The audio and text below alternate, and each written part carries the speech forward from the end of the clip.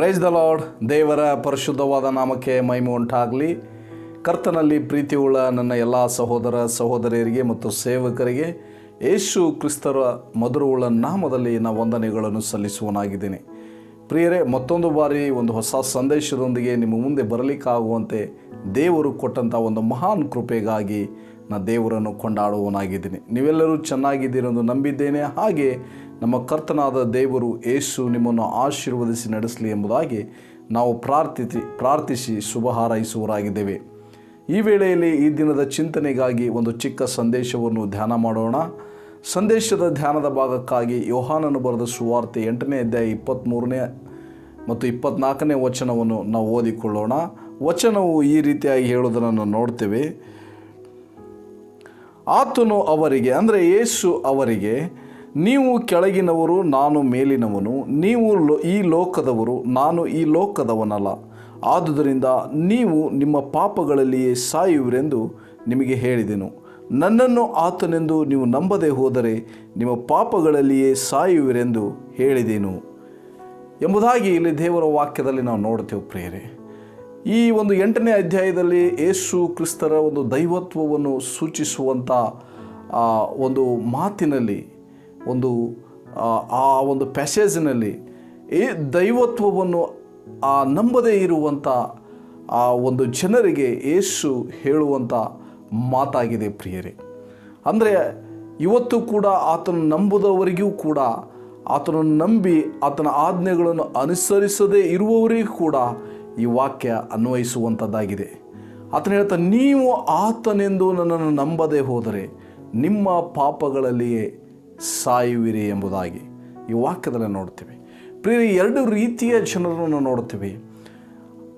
ಕರ್ತನಾದ ಯೇಸು ಕ್ರಿಸ್ತನನ್ನು, ಆತನು ಸೃಷ್ಟಿಕರ್ತನು, ಒಡೆಯನು, ರಕ್ಷಕನು, ಈ ಲೋಕದ ಎಲ್ಲ ಮನುಷ್ಯರ ಪಾಪಗಳ ಪರಿಹಾರಕ್ಕೆ ಬಂದನೆಂದು ನಂಬದೇ ಇರೋರು ಇದ್ದಾರೆ. ಆದರೆ ಇವರು ಒಂದು ರೀತಿಯ ಜನ. ಆದರೆ ಇನ್ನೊಂದು ರೀತಿಯ ಜನ ಇದ್ದರೆ ಆತನು ನಂಬಿ ಆತನು ಹೇಳಿದಂತೆ ನಡೆಯದವರು ಇದ್ದಾರೆ. 2 ರೀತಿಯ ಜನರು ಇವರು ತಮ್ಮ ಪಾಪಗಳಲ್ಲಿ ಸಾಯುವವರು, ಅಂದರೆ ಪಾಪ ಕೊಡುವ ಸಂಬಳ ಮರಣ, ನರಕಕ್ಕೆ ಹೋಗುವವರಾಗಿರುತ್ತಾರೆ ಎಂಬುದಾಗಿ ನಾವು ನೋಡ್ತೀವಿ. ಇಲ್ಲಿ ಗಮನಿಸಬೇಕಾದ ಒಂದು ಅಂಶ, ಸತ್ಯವನ್ನು ತಿಳಿಯದೆ ಆತನ ನಂಬದೆ ಜೀವಿಸುವವರು ಒಂದು ಗುಂಪಿನವರಾದರೆ, ಸತ್ಯವನ್ನು ತಿಳಿದು ಆತನಿಗೆ ಅವಿಧೇಯರಾಗಿ ಜೀವಿಸುವವರು ಇನ್ನೊಂದು ಗುಂಪಿನವರು.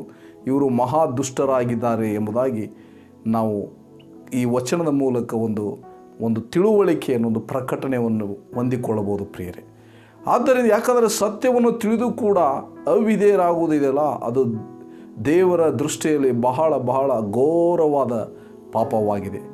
ಆದ್ದರಿಂದ ಇಲ್ಲಿ ಕರ್ತನಾದ ಯೇಸು ಕ್ರಿಸ್ತರು ಆತನನ್ನು ಹಿಂಬಾಲಿಸುವಂಥ ನಮಗೂ ಕೂಡ ಹೇಳಿದರೆ, ಅನೇಕ ವೇಳೆಗಳಲ್ಲಿ ನೋಡ್ತೀವಿ, ನಾನು ಈ ಲೋಕದವನಲ್ಲದ ಪ್ರಕಾರ ನೀವು ಈ ಲೋಕದವರು ಅಲ್ಲ. ಅಂದರೆ ಈ ಲೋಕದಲ್ಲಿ ನಾವು ಆತನ ಪ್ರತಿನಿಧಿಗಳಾಗಿದ್ದೇವೆ. ನಾವು ಯೋಹಾನನ ಬರೆದ ಸುವಾರ್ತೆಯಲ್ಲಿ ನೋಡ್ತೀವಿ, ತಂದೆ ಆದ ದೇವರಿಗೆ ಹೇಳುವಂಥ ಒಂದು ಮಹಾವಿಜ್ಞಾಪನೆ ಏನೆಂಬುದಾಗಿ ಯೇಸು ನೋಡುವಾಗ, ದೇವರೇ, ನೀವು ತಂದೆ ಆದ ದೇವರೇ, ನೀವು ಹೇಗೆ ನನ್ನನ್ನು ಕಳಿಸಿಕೊಟ್ಟಿದ್ದೀರಿ ಹಾಗೆ ನಾನು ಇವರನ್ನು ಕಳಿಸಿಕೊಟ್ಟಿದ್ದೇನೆ.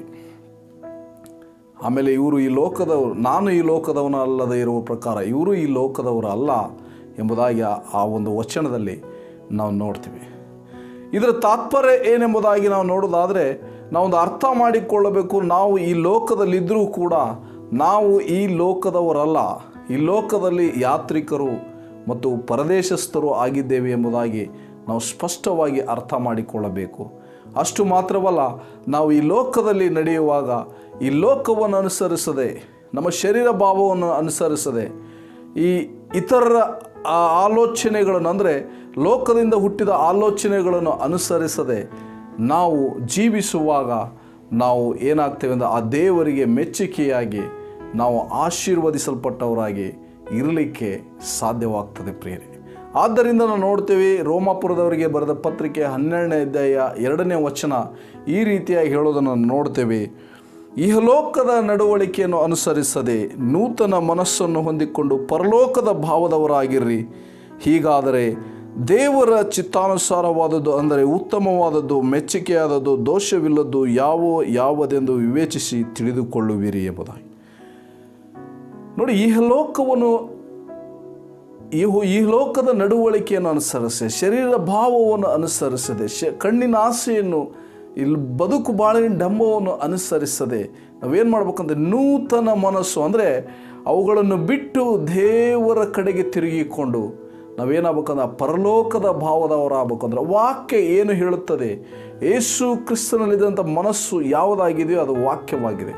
ಆ ವಾಕ್ಯ ಹೇಳುವುದನ್ನು ನಮ್ಮ ಆ ಭಾವನೆ ಆಗುವುದಾದರೆ, ನಮ್ಮ ಆಲೋಚನೆಗಳು ಆತನ ಆಲೋಚನೆಗಳು ಆಗುವುದಾದರೆ ನಾವೇನಾಗ್ತೇವೆ ಅಂತ ಹೇಳಿದರೆ ದೇವರಿಗೆ ಮೆಚ್ಚುಗೆಯಾದದ್ದು, ಉತ್ತಮವಾದದ್ದು, ದೋಷವಿಲ್ಲದ್ದು ಯಾವುದು ಎಂಬುದು ತಿಳಿದು ವಿವೇಚಿಸಿಕೊಳ್ಳಲಿಕ್ಕೆ ಆತನು ನಮಗೆ ಏನು ಮಾಡ್ತಾನೆ, ಪವಿತ್ರಾತ್ಮನ ಬಲವನ್ನು, ಶಕ್ತಿಯನ್ನು, ಅಧಿಕಾರವನ್ನು ಕೊಡುವಂಥ ದೇವರಾಗಿದ್ದಾರೆ ಪ್ರಿಯರೇ.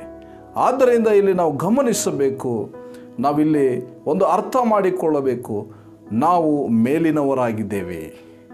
ನಾವು ಕ್ರಿಸ್ತನಲ್ಲಿ ಈ ಲೋಕದಲ್ಲಿ ಯಾಜಕ ವರ್ಗದವರಾಗಿದ್ದೇವೆ. ದೇವರಿಗೆ, ಸೃಷ್ಟಿಕರ್ತನಾದ ದೇವರಿಗೆ, ಯೇಸುವಿಗೆ ಮೀಸಲಾದ ಜನಾಂಗವಾಗಿದ್ದೇವೆ, ರಾಜವಂಶಸ್ಥರಾಗಿದ್ದೇವೆ, ಸ್ವಕೀಯ ಪ್ರಜೆಗಳಾಗಿದ್ದೇವೆ. ಆದ್ದರಿಂದ ನಾವು ಇದನ್ನು ಮನಸ್ಸಿನಲ್ಲಿ ಇಟ್ಟುಕೊಂಡು ನಾವೇನು ಮಾಡ್ಬೇಕಂತ ಹೇಳಿದರೆ, ನಾವು ಮೇಲಿರುವಂಥವುಗಳ ಮೇಲೆ ಮನಸ್ಸಿಟ್ಟು ಆ ಪರಲೋಕದ ಭಾವದವರಾಗಿ ನಾವು ಜೀವಿಸುವಾಗ ನಾವೇನಾಗ್ತೇವೆ, ಆ ದೇವರ ದೃಷ್ಟಿಯಲ್ಲಿ ಉತ್ತಮವಾಗಿ ಮೆಚ್ಚುಗೆಯಾಗಿ ಜೀವಿಸಿ ನಾವು ಆತನ ನಿತ್ಯ ಆಶೀರ್ವಾದವಾದ ನಿತ್ಯ ಜೀವವನ್ನು ಹೊಂದಿಕೊಂಡು ಈ ಲೋಕದಲ್ಲಿಯೂ ಆತನಿಗೆ ಸಾಕ್ಷಿಗಳಾಗಿ, ಈ ಲೋಕದಲ್ಲಿಯೂ ಕೂಡ ನಾವು ಆತನಿಗೆ, ಆ ಲೋಕದಲ್ಲಿ ಆತನು ಹೇಳಿರೋ ಪ್ರಕಾರ ಈ ಲೋಕಕ್ಕೆ ಬೆಳಕಾಗಿ, ಈ ಭೂಮಿಗೆ ಉಪ್ಪಾಗಿ ನಾವು ಜೀವಿಸಲಿಕ್ಕೆ, ಇತರರನ್ನು ಕ್ರಿಸ್ತನ ಕಡೆಗೆ ನಡೆಸಲಿಕ್ಕೆ ಸಾಧ್ಯವಾಗ್ತದೆ. ಇಲ್ಲ ಅಂದರೆ ಕರ್ತನು ಹೇಳಿದ ಪ್ರಕಾರ ನಿಮ್ಮ ಪಾಪಗಳಲ್ಲಿಯೇ ಸಾಯುವಿರಿ. ನೋಡ್ರಿ, ಶರೀರ ಭಾವ, ಈ ಲೋಕದ ನಡವಳಿಕೆ, ಶರೀರದ ಆಸೆ, ಕಣ್ಣಿನ ಆಸೆ, ಬದುಕಿನ ಡಂಬ ಇವೆಲ್ಲವೂ ಏನಾಗಿದೆ, ದೇವರಿಗೆ ಶತ್ರುತ್ವವಾಗಿದೆ. ಇದು ದೇವರಿಂದ ಹುಟ್ಟಿರುವಂಥದ್ದಲ್ಲ, ಲೋಕದಿಂದ ಹುಟ್ಟಿದೆ. ಆದ್ದರಿಂದ ರೋಮಾಪುರದವರಿಗೆ ಬರೆದ ಪತ್ರಿಕೆಯಲ್ಲಿ ನಾವು ನೋಡ್ತೇವೆ, ಶರೀರ ಭಾವವನ್ನು ಅನುಸರಿಸುವುದು ದೇವರಿಗೆ ಶತ್ರುತ್ವವಾಗಿದೆ. ಆದ್ದರಿಂದ ನಾವು ಗಲಾತ್ಯಯವರಿಗೆ ಬರೆದ ಪತ್ರಿಕೆ 5ನೇ ಅಧ್ಯಾಯ 16ನೇ ವಚನದಲ್ಲಿ ನೋಡ್ತೇವೆ, ಪವಿತ್ರಾತ್ಮನನ್ನು ಅನುಸರಿಸಿ ನಡೆಯಿರಿ, ನೀವು ಎಷ್ಟಕ್ಕೂ ಶರೀರ ಭಾವವನ್ನು ಅನುಸರಿಸಲಿಕ್ಕೆ ಸಾಧ್ಯವಾಗುವುದಿಲ್ಲ ಎಂಬ ಆ ವಚನಗಳಲ್ಲಿ ನಾವು ನೋಡ್ತೇವೆ. ಆದ್ದರಿಂದ ನಾವು ಆಶೀರ್ವದಿಸಲ್ಪಟ್ಟವರಾಗಿ ನಾವು ಮುಂದಿನ ನಿತ್ಯತ್ವಕ್ಕಾಗಿ, ನಿತ್ಯ ಜೀವಕ್ಕೆ ಬಾಧ್ಯರಾಗಬೇಕಂದ್ರೆ ನಾವು ಈ ರೀತಿ ನಡೆಯುವುದು ಬಹಳ ಅವಶ್ಯವಾಗಿದೆ. ಆದ್ದರಿಂದ ಈ ಚಿಕ್ಕ ಸಂದೇಶದ ಮೂಲಕ ದೇವರು ನಿಮ್ಮನ್ನು ಧಾರಾಳವಾಗಿ ಆಶೀರ್ವಾದ ಮಾಡಲಿ. ನಾವು ಪ್ರಾರ್ಥನೆ ಮಾಡಿಕೊಳ್ಳೋಣ. ಪ್ರೀತಿಯುಳ್ಳ ಪರಲೋಕದ ನಮ್ಮ ತಂದೆ ಆ ದೇವರೇ, ಹೌದು ಕರ್ತನೆ, ನಾನು ಲೋಕದವನಲ್ಲದೇ ಇರುವ ಪ್ರಕಾರ ಇವರು ಲೋಕದವರಲ್ಲ ಎಂದು ನಮಗೆ ಹೇಳಿದ್ದೀರಿ ಸ್ವಾಮಿ. ಹೌದು ಕರ್ತನೆ, ನಾವು ಪರಲೋಕದ ಭಾವದವರಾಗಿ ಅಪ್ಪ ಯೇಸುವೆ ನಿಮ್ಮಲ್ಲಿದ್ದಂಥ ಮನಸ್ಸನ್ನು ಹೊಂದಿಕೊಂಡವರಾಗಿ ಜೀವಿಸಲಿಕ್ಕೆ ಕೃಪೆ ಮಾಡು. ನಿನ್ನ ಆಶೀರ್ವಾದಗಳಿಗೆ, ಎಲ್ಲ ಆಶೀರ್ವಾದಗಳಿಗೆ ಬಾಧ್ಯಸ್ಥರಾಗುವಂತೆ ಕೃಪೆ ಕೊಡು. ಇದನ್ನು ವೀಕ್ಷಿಸುವವರನ್ನು ಕೂಡ ಆಶೀರ್ವದಿಸು, ಬಲಪಡಿಸು. ಯೇಸು ಕ್ರಿಸ್ತರ ನಾಮದಲ್ಲಿ ಬೇಡಿ ಹೊಂದಿದ್ದೇವೆ, ಪರಲೋಕದ ನಮ್ಮ ಜೀವವುಳ್ಳ ತಂದೆಯಾದ ದೇವರೇ, ಆಮೇನ್. Thank you. God bless you.